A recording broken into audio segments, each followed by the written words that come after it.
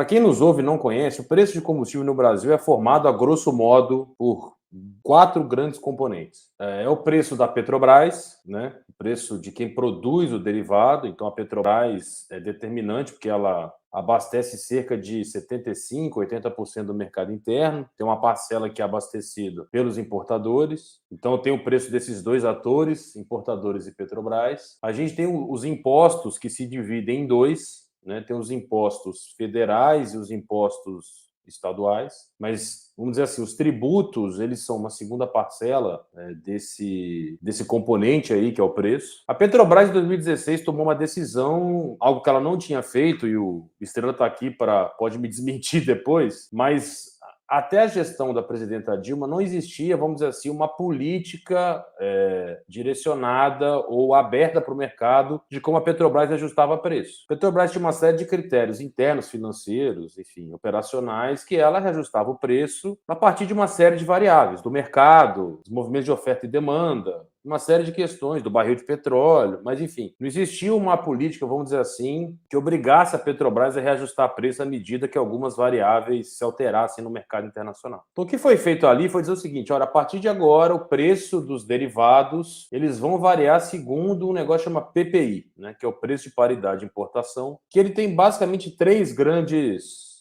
fatores, né? É o preço do barril do petróleo, o câmbio e os custos que a gente diz custos de internação. O que na prática foi feito? A Petrobras passou a reajustar o seu preço segundo a variação dos preços importados. Então a gente teve uma seguinte lógica: aqueles 15% que eu falei para vocês que alimentavam o mercado, passou a ser eles quem determinaram o preço dos derivados no Brasil. Em alguns momentos esse reajuste chegou a ser quinzenal ou até semanal, né? No final da gestão do Castelo Branco, durante boa parte da gestão do Pedro Parente, a gente observava reajustes semanais nos preços dos derivados. E daí o que acontece, Pedro? Com esse aumento do preço da Petrobras, né, e evidentemente as importações também acompanham, como os impostos estaduais eles são uma alíquota sobre o preço, ou seja, por exemplo, um estado ele coloca lá o ICMS da gasolina em 30%. Então, quando o preço sai de 1,30 para 2,30, isso vai ter um impacto na bomba, que vai sair de, vamos supor, de 5 para 6 reais, que vai impactar no imposto, porque ele é uma taxa. 30% de 5 reais é menos do que 30% de 6 reais. Então, toda vez que o preço da Petrobras e dos importadores aumentam, os impostos também aumentam. Então a gente vai vendo uma dinâmica procíclica do preço em que o preço de um vai empurrando de outro. Com um detalhe, o etanol também é uma commodity, então toda vez que o preço do petróleo sobe, o preço do etanol tende a subir. Então a parte do etanol também aumenta. Então o que a gente está observando, Pedro,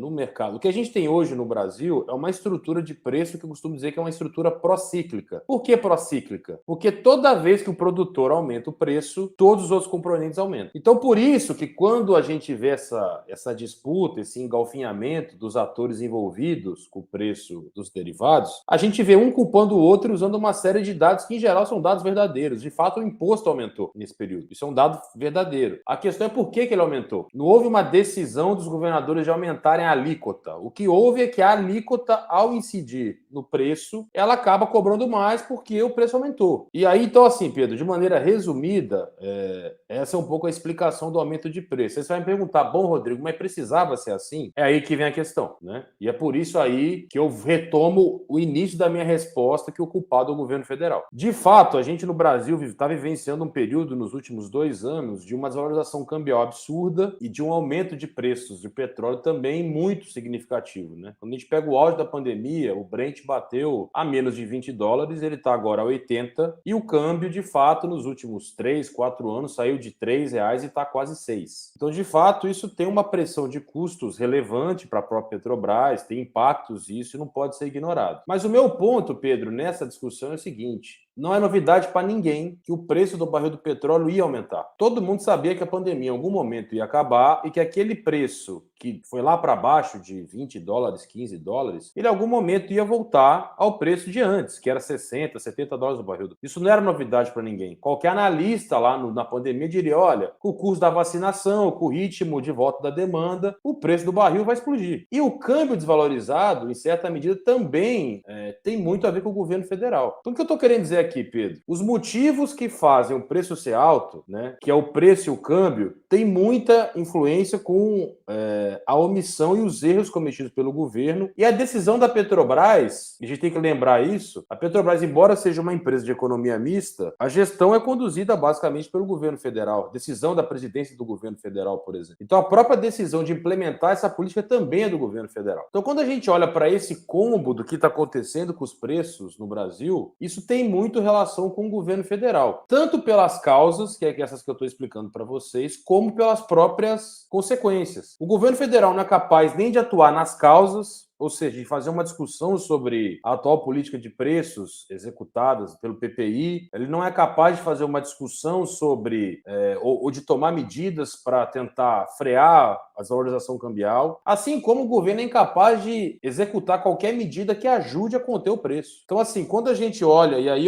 a gente recentemente fez um estudo internacional comparando a evolução dos preços de alguns países, né? A gente comparou China, Estados Unidos, Espanha, Brasil, Emirados Árabes e Arábia Saudita. O que a gente viu olhando para esse estudo? Países como a Espanha, que não produz uma gota de petróleo, não tem o que fazer. O preço da Espanha sobe exatamente igual o preço do barril do petróleo, do euro e por aí vai. Porque é um país que não produz uma gota de petróleo. Toda a gasolina produzida nas refinarias espanholas, pela Repsol, pela Cepsa, são oriundos de petróleo produzido no Oriente Médio, nos Estados Unidos e países produtores de petróleo. Então, a Espanha não tem o que fazer, porque os seus custos são exatamente os custos da importação do petróleo. Países como a China, que embora tenha uma produção relevante de petróleo, mas é uma produção muito aquém da sua demanda, também tem problemas com essa questão, porque ela importa 70%, 65% daquilo que ela precisa consumir. Então, ela naturalmente também tem mais dificuldade de conseguir adotar qualquer política diferente para preço, porque o custo ficou muito mais caro do petróleo que é derivado nas refinarias da China. Aí você vai olhar os casos de Emirados Árabes e Arábia Saudita. No primeiro semestre desse ano, os preços dos derivados dos dois países ficaram praticamente congelados. Ficaram de janeiro a junho congelados e eles começaram a aumentar um pouquinho a partir de junho. E aí você vai perguntar, tá, Rodrigo, mas qual que é a diferença? A diferença é que se a gente pegar os Emirados Árabes Unidos, por exemplo, é um país que consome 800 mil barris de petróleo por dia, refina 1.300.000 e produz 4 milhões de petróleo por dia. Ou seja, o que os Emirados Árabes Unidos faz? Ele pega uma parte relevante das suas exportações, porque quando o preço aumenta, eles ganham mais exportando petróleo. Usam parte desse recurso para subsidiar o preço da gasolina. Quando você vai olhar o caso da China, que não tem petróleo, o que a China tenta fazer? Ela tenta criar outros instrumentos para segurar o preço. Outros países também fazem isso, para não ir muito longe. O Peru, durante o tempo, usou o que a gente chama de fundo de estabilização. Você usa recursos fiscais de N natureza e tenta criar uma espécie de colchão para que o preço não varie tanto ao longo do tempo. Então, o que a gente observou, Pedro, nesse estudo?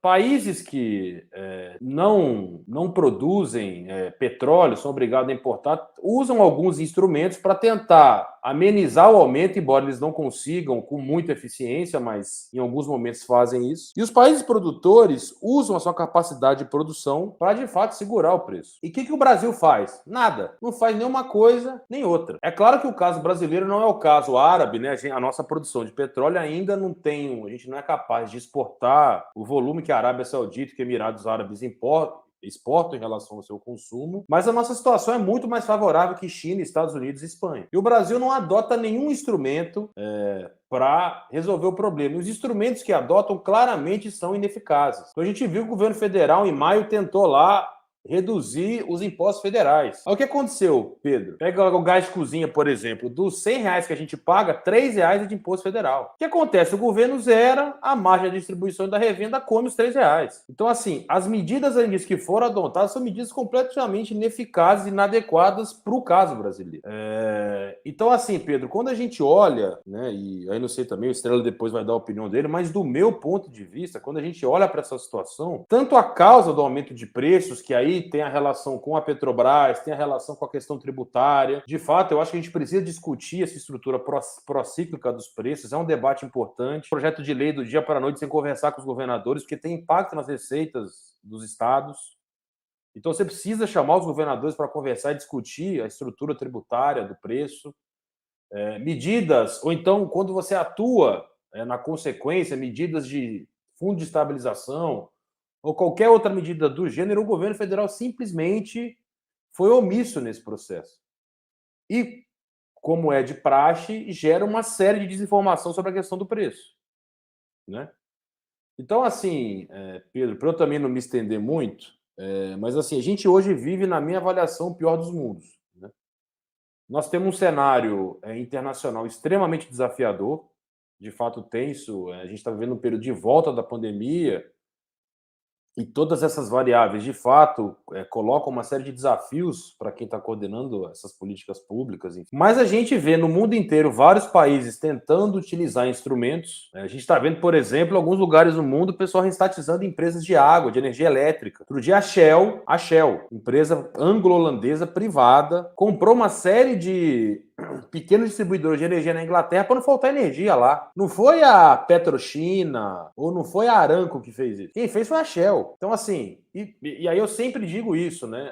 Toda vez que eu dou esse tipo de intervenção e falo um pouco desses casos internacionais, eu gosto muito de falar de um filme que saiu, deve ter 2 ou 3 anos, que chama Vice, que conta a história do Dick Cheney, que foi vice-presidente americano na gestão do Bush. E tem uma hora no filme que eles mostram uma série de imagens e de episódios muito, vamos dizer assim, são episódios em tese não públicos. Eles mostram, por exemplo, como é que foi o momento da queda das Torres Gêmeas, como é que foi aquele momento de tensão. Eles descrevem essas cenas, mas uma hora eles dizem que não conseguem descrever os diálogos entre os Dick Cheney e as grandes operadoras de petróleo americanas. Não se sabe o que eles falam. Então, assim, estou querendo dizer isso pelo seguinte: não tenha dúvida que essa decisão da Shell tem muita relação com uma atuação do governo britânico. A Inglaterra não vai deixar faltar energia e deixar faltar gasolina na Inglaterra. Então, assim, a gente tem um caso de uma empresa privada, mas que de alguma maneira tem uma relação muito forte com o seu governo, porque as empresas de petróleo, antes de qualquer coisa, sejam elas públicas ou privadas,